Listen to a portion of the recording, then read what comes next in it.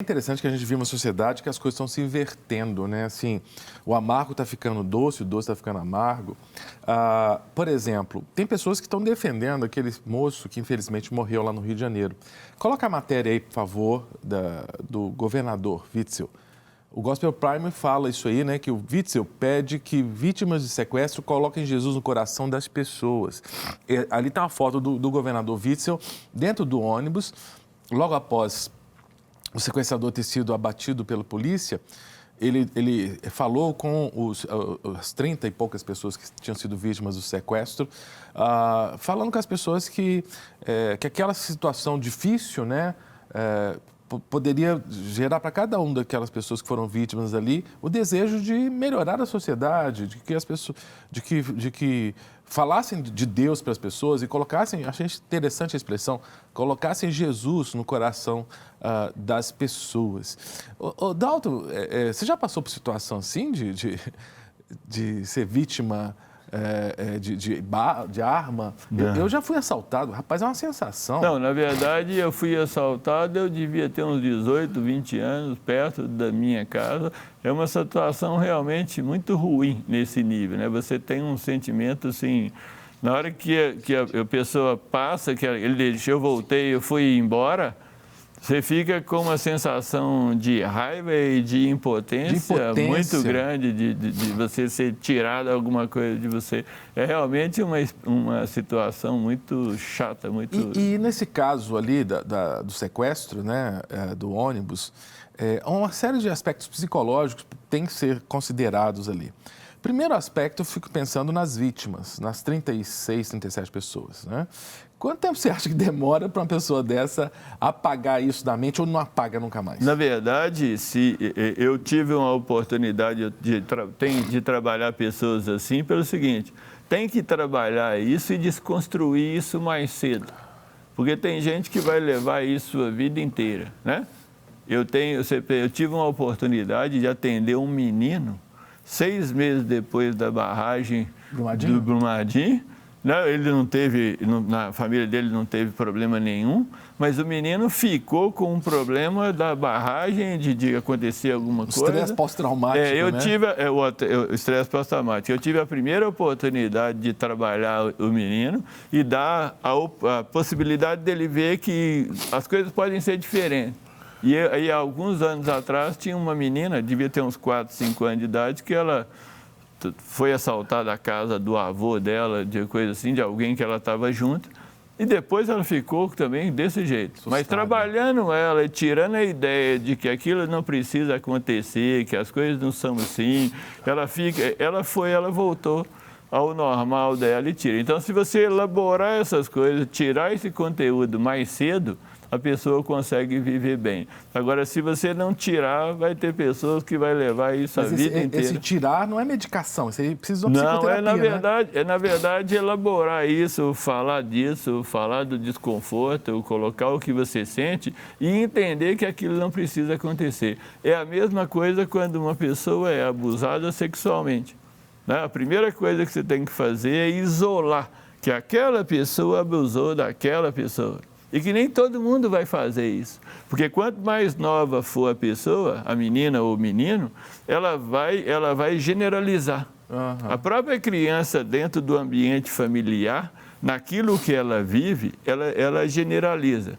O raciocínio básico é, se meu pai e minha mãe fizeram qualquer coisa, não no sentido do abuso, mas no sentido da relação negativa, ela acha que todo mundo vai fazer. Então, muitas vezes, você tem que desconstruir isso na cabeça, de que aquelas pessoas fizeram, mas que existem pessoas boas que necessariamente não vão fazer. Se você não desconstrói isso, a pessoa cria uma atitude defensiva a vida inteira. Porque no caso do ônibus, eu fico imaginando que essas 36 pessoas ali, ela deve lembrar quando esse moço entrou no ônibus, o traje dele. Eu estou falando porque quando eu fui assaltado, foram 2 jovens. Eles estavam de bermuda, boné, camiseta. Então, para mim, até hoje, assim, se vão se aproximando os jovens com aquele tipo físico, aqueles trajes, eu já fico assim... você tem uma atitude defensiva. Defensiva, né? Então, assim, porque eu acho que isso é estresse pós-traumático. Você fica pensando, vai acontecer de novo, né? Mas nem todas as pessoas que se vestem assim são necessariamente pessoas que vão te roubar. É isso que tem que ser separado. Tem que separar uma coisa da outra, porque senão você vai acabar criando uma expectativa e sofrendo. Né? Quer dizer, não é porque alguém te roubou com essas características que todo mundo vai te roubar. E que você também não tem que ser roubado de novo. Que você tem que, obviamente, vai tomar os cuidados, ninguém controla tudo, mas depois desse assalto que eu sofri e que você sofreu, o meu tem muitos anos, quer dizer, e graças a Deus eu nunca mais fui assaltado. Mas, tipo assim, não precisa ser.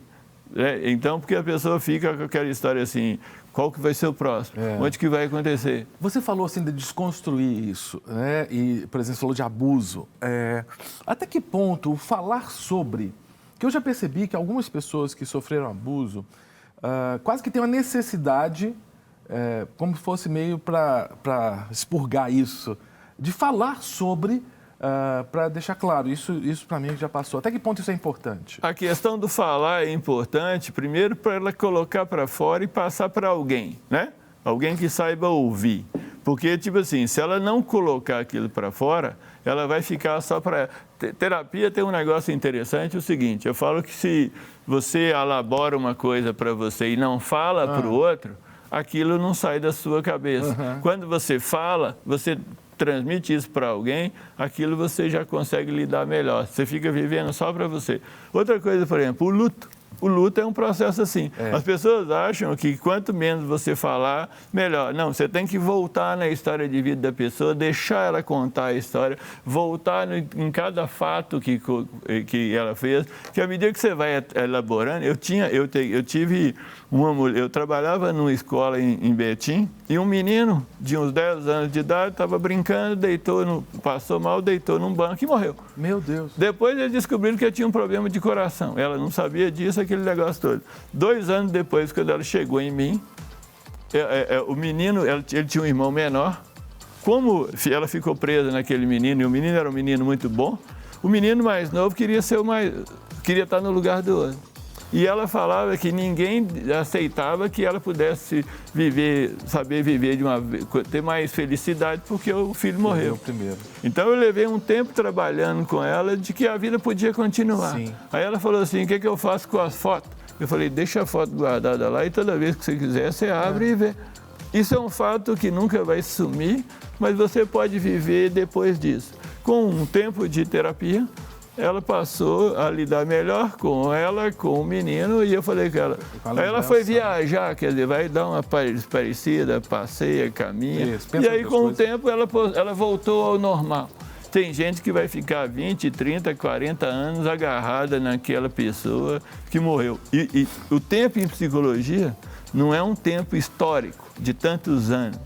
A pessoa, na verdade, igual, por exemplo, eu tinha uma cliente que eu estava começando a trabalhar com ela e fui conversar a respeito do pai. Ela tinha por volta de 29 anos, o pai tinha morrido quando ela tinha 9, quer dizer, teoricamente passou 20 anos, mas em psicologia o passado só passa quando você resolve. Ele pode ficar agarrado em você. Aí quando ela foi falar do pai, ela chorou como se ele tivesse morrido ontem, ou morrido hoje. Então, você tem que voltar ali, trabalhar aquelas questões, reorganizar. Esse menino que eu falei com ele, eu tenho um contato com a mãe falou assim, ele falou com ela assim, eu falei, vê como é que ele vai te falar. E foi só a primeira vez, ele falou, mãe, passou, acabou. Quer dizer, ele está tentando, eu dei a ele um raciocínio e a criança não tem a capacidade de raciocinar do adulto. Ela não tem a capacidade de elaborar. Eu estava elaborando para ele. Ele estava ajudando ele a pensar. Aí ele já está lidando com a ideia de que já passou, que não aconteceu mais nada. Que, quer dizer, daqui a pouco eu vou trabalhar com ele que não precisa acontecer. Que aconteceu, mas que não precisa acontecer. Aí ele vai viver a vida sossegada. Ele já está comprometido na escola, no sono, dessas coisas todas. Se a gente não tirar isso, aquilo fica a vida inteira. Não quer ficar um segundo por fora da nossa programação? Agora você pode nos acompanhar através das plataformas digitais. Não perca tempo. Acesse, curta e siga-nos. Fique por dentro de tudo o que acontece por aqui. Rede Super, inspirando você.